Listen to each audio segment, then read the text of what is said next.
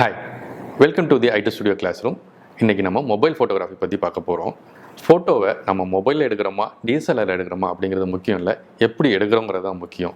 நம்ம சின்னவங்கலேருந்து பெரியவங்க வரைக்கும் அவங்கள்ட்ட போயிட்டு ஃபோட்டோ எடுக்கலாமா அப்படின்னு கேட்டு பாருங்களேன். கேட்டு பார்த்தோன்னா அவங்களோட ஃபஸ்ட்டு ரியாக்ஷன் முகத்தை சரி பண்ணுவாங்க, ட்ரெஸ்ஸை சரி பண்ணுவாங்க, அப்புறம் தலையை சீவுவாங்க.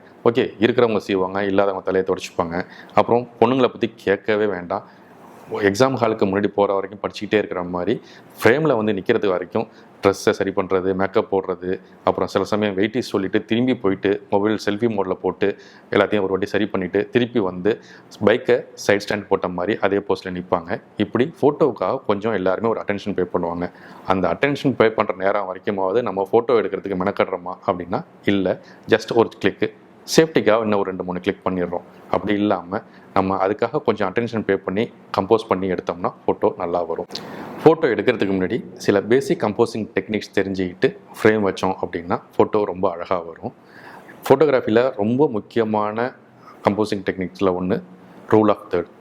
இதை மொபைலில் எப்படி யூஸ் பண்ணலாம் அப்படின்னு பார்க்கலாம். ஃபஸ்ட்டு மொபைலில் இது வரைக்கும் நீங்கள் கிரிட் ஆப்ஷனை எனேபிள் பண்ணாமல் இருந்தீங்கன்னா கிரிட் ஆப்ஷனை எனேபிள் பண்ணிக்கிங்க.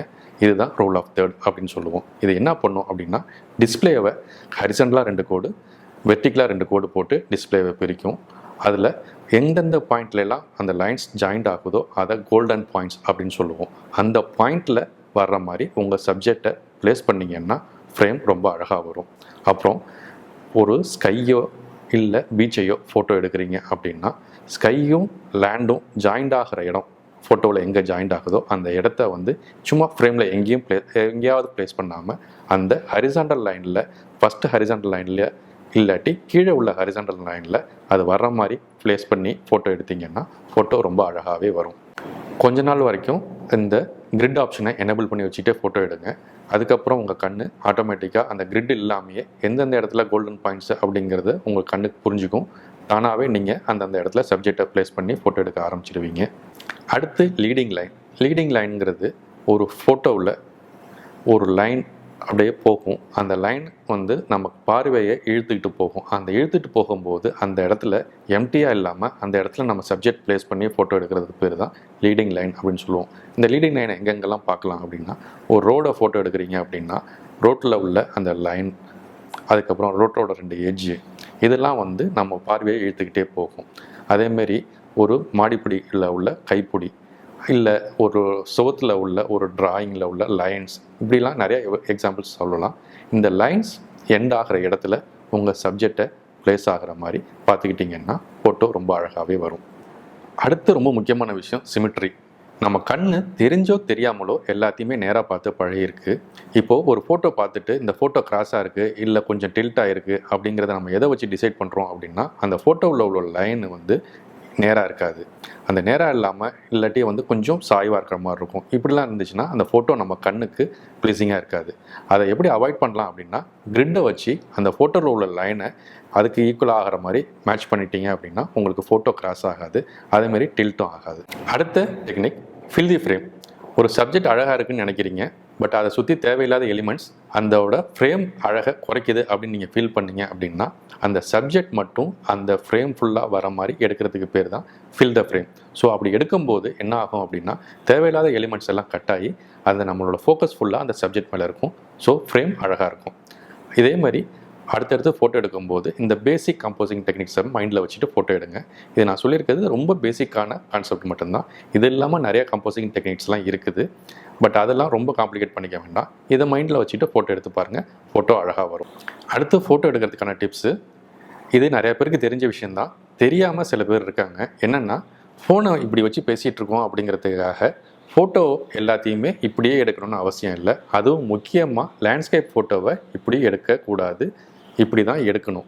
இந்த டிப்ஸை கேட்டதுக்கு அப்புறமும் இப்படி எடுத்தீங்கன்னா கையில் அப்படியே அண்டக்காக்கா வந்து கொத்த. அடுத்த டிப்ஸு ஐ லெவல். உங்களோட ஷார்ட்டானவங்கள இல்லை குழந்தைங்கள ஃபோட்டோ எடுக்கும்போது நின்ன மாதிரியே ஃபோட்டோ எடுக்காமல் கொஞ்சம் அவங்களோட ஐ லெவலுக்கு வர்ற மாதிரி கேமராவை இப்படி பிடிச்சிட்டு ஃபோட்டோ எடுக்கும்போது ஃபோட்டோ அழகாக இருக்கும். அடுத்து லோ ஆங்கிள். மிஸ்கின் படத்தில் வர லோ ஆங்கிள் ஷாட்ஸ் மாதிரி கேமராவை தரையில் வச்சு ஃபோட்டோ எடுத்திங்கன்னா ஃபோட்டோ டிஃப்ரெண்ட்டாக இருக்கும். சில சமயம் இன்னும் லோ ஆங்கிள் போகணும் அப்படின்னா மொபைலை இப்படி திருப்புங்க. இப்படி திருப்பினீங்கன்னா இன்னும் உங்களுக்கு லோ ஆங்கிள் கிடைக்கும். அப்படி வச்சு ஃபோட்டோ எடுக்கும்போது இன்னும் கொஞ்சம் ஃபோட்டோஸ் டிஃப்ரெண்ட்டாக அழகாக இருக்கும். அடுத்து ஒரு சப்ஜெக்டை மரத்து கீழே நிப்பாட்டி வச்சு ஃபோட்டோ எடுக்கிறீங்க அப்படின்னா மரத்து வழியாக பேட்ச் லைட்டுங்கிறது முகத்தில் சின்ன சின்ன வட்டம் வட்டமாக லைட்டு விழும். அது ஃபோட்டோவோட அழகை குறைக்கும். அது இல்லாத இடமா பார்த்து சப்ஜெக்டை ப்ளேஸ் பண்ணி ஃபோட்டோ எடுத்திங்கன்னா ஃபோட்டோ இன்னும் கொஞ்சம் அழகாக வரும். மொபைலில் உள்ள ஃப்ளாஷை ஆன் பண்ணாமல் ஃபோட்டோ எடுங்க. கூடுமான வரைக்கும் அதை ஆன் பண்ணாதீங்க. ஃபோட்டோ எடுக்கும்போது அந்த ஃப்ளாஷ் டைரெக்டாக முகத்தில் பட்டுச்சுன்னா அது ஹார்ஷாக பட்டு அந்த சப்ஜெக்டோட அழகை ரொம்ப கம்மி பண்ணும். அடுத்தது கேமரா ஃபோட்டோ எடுக்கிறதுக்கு முன்னாடி ஒரு துணியை இந்த மாதிரி கண்ணாடி துடைக்கிற துணினால் கேமரா லென்ஸை கொஞ்சம் க்ளீன் பண்ணிவிடுங்க. லாக்டவுனில் கொஞ்சம் இன்ட்ரெஸ்டிங்காக பொழுது போகிற மாதிரி ஒரு கண்டெஸ்ட் வைக்கலாம் அப்படின்ட்டு இருக்கேன். டாபிக் வந்து லோ ஆங்கிள் ஃபோட்டோகிராஃபி. முக்கியமாக மொபைல் எடுத்த ஃபோட்டோவாக இருக்கணும். இன்றைக்கி 28லேருந்து அடுத்த மாதம் மே 5ஆம் தேதி வரைக்கும் ஒரு வார டயத்துக்குள்ளார எடுத்த ஃபோட்டோவாக இருக்கணும்.